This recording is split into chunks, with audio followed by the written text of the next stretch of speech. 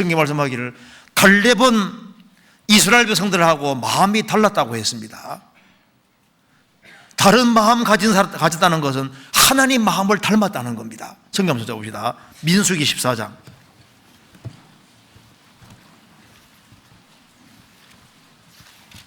민수기 14장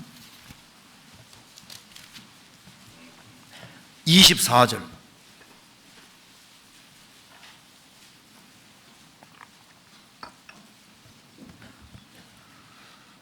오직 내 종 갈렙은 그 마음이 그들과 달라서 나를 온전히 쫓아선즉 그에 갔던 땅으로 내가 그를 인도하여 드리리니 그 자손이 그 땅을 차지하리라.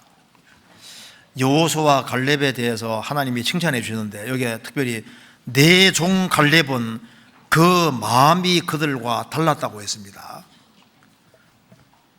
그 마음이 달랐다는 것은 하나님 마음을 닮았다고 말입니다.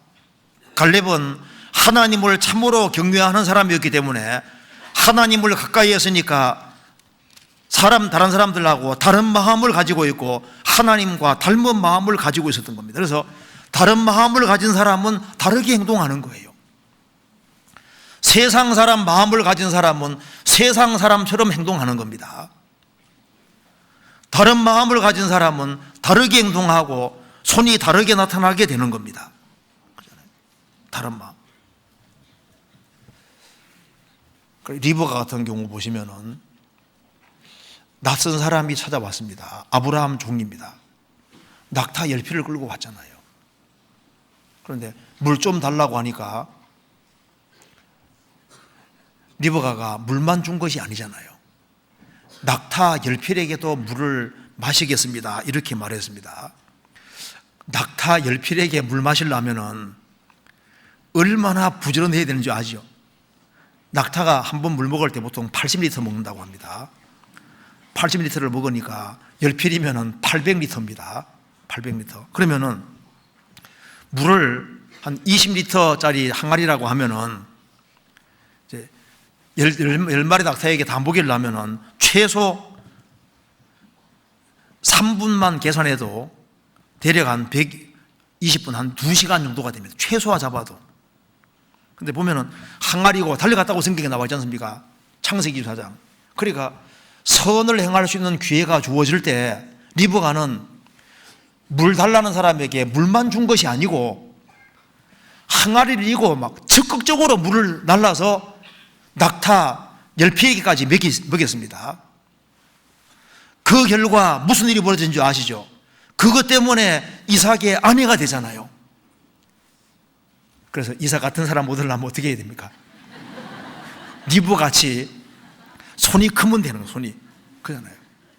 이 손이 부지런한 사람, 리브가는 손이 부지런한 사람인데 왜냐하면 하나님을 경외하는 여자입니다. 그래서 그렇게 이쁘게 생겼음에도 불구하고 정조를 딱 지키고 그리고 하나님을 경외하기 때문에 자기의 도움을 구하는 사람에게 적극적으로 손을 내밀지 않습니까? 현숙한 여인, 잠언 31장에 현숙한 여인, 원래 현숙한 여인이라 원래 히브리 말뜻이 원래 팔뚝이 굵은 여자입니다. 힘 잘 쓰는 여자입니다.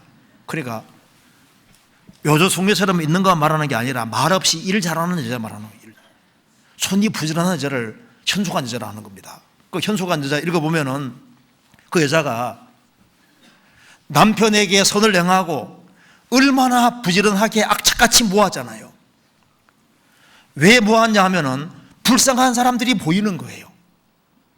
불쌍한 영혼들을 건지기를 원했기 때문에 그래서 부지런히 벌어서 손으로 구제했다고 되어 있잖아요. 성경에서 봅시다. 잠언 31장에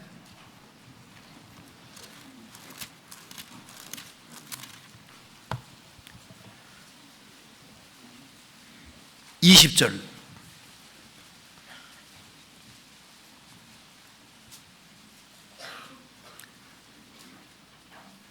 그는 간곤한 자에게 손을 펴며 궁핍한 자를 위하여 손을 내밀며 현숙한 여인은 가난하고 불쌍하고 곤란한 사람들에게 손을 폈다.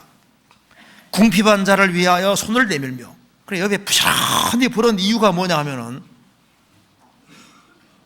불쌍한 영혼들이 보이고 불쌍한 사람들이 보이는 거예요. 왜 그렇게 했느냐? 여호와를 경외하니까. 사르밧 과부 아시잖아요. 사르밧 과부. 기근이 너무너무 심해서 이제 마지막으로 기름병에 기름이 조금 있습니다. 이제 통에 가루 한 줌 있는 거예요. 그때 엘리야가 들이닥쳤지 않습니까? 그래서 작은 떡을 하나 만들어서 내게 먼저 바치라. 얌체도 그런 얌체가 없습니다. 이제 마지막 한 번 먹으면 죽을 판인데 딱 들어온 거예요. 그런데 말씀했습니다. 너가 작은 떡 하나 만들어서 먼저 바치면은 기근 끝날 때까지 통에는 가루가 계속 나올 것이고 기름병에 기름 계속 나올 거다. 그 말대로 했더니 여호와 하신 말씀 그대로 됐습니다. 그 사르밧 과부가 작은 떡을 하나 만들어서 엘리야에 갖다 주는 이 손이 얼마나 귀한 손입니까? 왜 그렇게 했냐면은 하나님을 경외하고 믿었던 거예요. 그래서 그 손이 너무나도 귀한 손이 된 겁니다. 청어 얘기 들어보신 적 있죠? 어떤 가난한 한 과부가 있는데 기근이 너무너무 심해서 이제 자녀들은 많이 있는데 식량이 다 떨어진 겁니다. 마지막 남은 것은 청어 한 마리밖에 없어요.